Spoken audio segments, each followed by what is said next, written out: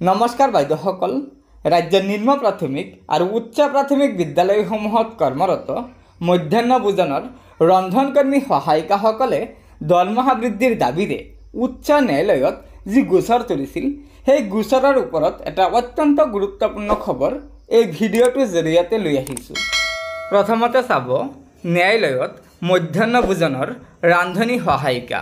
সদৌ অসম প্ৰাথমিক আৰু উচ্চ প্ৰাথমিক বিদ্যালয়ৰ মধ্যাহ্ন ভোজনৰ ৰান্ধনী সহায়িকা সন্থাৰ কেন্দ্ৰীয় সমিতিৰ এখন কেন্দ্ৰীয় কাৰ্যনিৰ্বাহক সভা আজি লখিমপুৰ নগৰত অনুষ্ঠিত হৈ যায়। কেন্দ্ৰীয় সমিতিৰ কাৰ্যনিৰ্বাহক সভাত উচ্চ ন্যায়ালয়ত ৰান্ধনীসকলৰ প্ৰাপ্য অধিকাৰৰ বাবে 2023 বৰ্ষৰ 6 জুলাইত দাখিল কৰা গোচৰৰ সন্দৰ্ভত বিস্তাৰিতভাৱে আলোচনা কৰে।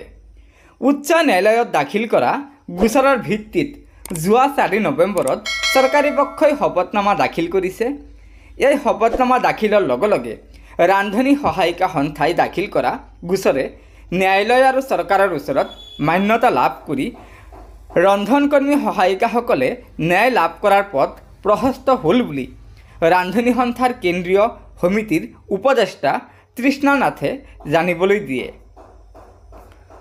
উপদেষ্টা নাথে লগতে কয় যে ৰন্ধনকৰ্মীসকলৰ প্ৰাপ্য অধিকাৰ আৰু মাননী বৃদ্ধিৰ বাবে বিগত বছৰ ধৰি ৰাজপথত গণতান্ত্ৰিক আন্দোলন চলাই থকা হৈছিল, কিন্তু এই আন্দোলনৰ প্ৰতি চৰকাৰে তিলমানো সদিচ্ছা দেখুওৱা পৰিলক্ষিত নহ'ল। গতিকে এই ৰাজপথৰ আন্দোলনৰ লগতে ৰান্ধনী আইমাতৃসকলে ন্যায়ালয়ৰ ওচৰত ন্যায় বিচাৰি যাব লগা হ'ল। আমি ভাবোঁ যে উচ্চ ন্যায়ালয়ে ৰান্ধনী আইসকলক ন্যায় দিব। কাৰ্যনিৰ্বাহক সভাত সভাপতিত্ব কৰি সন্থাৰ সভানেত্ৰী সবিতা বৰুৱে বিভিন্ন ভাগত বিভক্ত হৈ থকা ৰন্ধনকৰ্মীসকলক একতাৰে থাকি ৰন্ধনকৰ্মীসকলৰ প্ৰাপ্য অধিকাৰৰ বাবে যুঁজ দিবলৈ আহ্বান জনায়।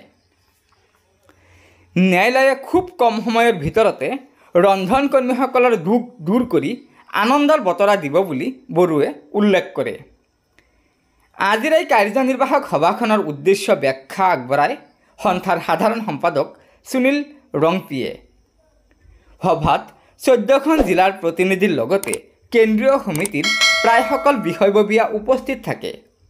শেষত সভাই সিদ্ধান্ত কৰা অনুসৰি ন্যায়ালয়ৰ যুঁজৰ সমান্তৰালকৈ ৰাজপথতো গণতান্ত্ৰিক আন্দোলন অব্যাহত থাকিব। অহা 10 ডিচেম্বৰৰ পৰা মাৰ্চ মাহলৈকে ধাৰাবাহিক গণতান্ত্ৰিক প্ৰতিবাদী কাৰ্যসূচী ৰূপায়ণ কৰা হ'ব বুলি সন্থাই জানিবলৈ দিয়ে। প্ৰথম মাহত প্ৰতিখন জিলা সদৰত প্ৰতিবাদী কাৰ্যসূচী ৰূপায়ণ হ'ব। পৰৱৰ্তী সময়ত 3খন জিলা সন্মিলিত হৈ এখন জিলাৰ সদৰত উপায়ুক্তৰ কাৰ্যালয়ৰ সন্মুখত দিনজোৰা প্ৰতিবাদ সাব্যস্ত কৰা হ'ব।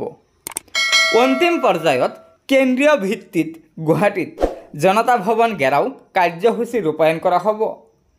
গতিকে বাইদেউসকল, এয়া নিশ্চয় ৰাজ্যৰ ৰন্ধনকৰ্মী সহায়িকাসকলৰ দৰমহা বৃদ্ধিৰ এটা অত্যন্ত গুৰুত্বপূৰ্ণ খবৰ, কিয়নো সদৌ অসম নিম্ন প্ৰাথমিক আৰু উচ্চ প্ৰাথমিক বিদ্যালয়ৰ কৰ্মৰত মধ্যাহ্ন ভোজনৰ ৰন্ধনকৰ্মী সহায়িকাসকলে দৰমহা বৃদ্ধিৰ দাবীৰে ইতিমধ্যে উচ্চ ন্যায়ালয়ত গোচৰ তৰিছে আৰু সন্থাই জনোৱা মতে অতি শীঘ্ৰে উচ্চ ন্যায়ালয়ে ৰন্ধনকৰ্মী সহায়িকাসকলৰ দৰমহা বৃদ্ধিৰ ওপৰত সুখবৰ দিয়াৰ সম্ভাৱনা আছে। গতিকে লগৰ বান্ধৱীসকলক এই ভিডিঅ'টো শ্বেয়াৰ কৰি আজিৰ এই সুখবৰটো জনাই দিব আৰু নতুনকৈ অহা বাইদেউসকলে অনুগ্ৰহ কৰি আমাৰ এই চেনেলটো ছাবস্ক্ৰাইব কৰি ল'ব। ধন্যবাদ। জয় আই অসম।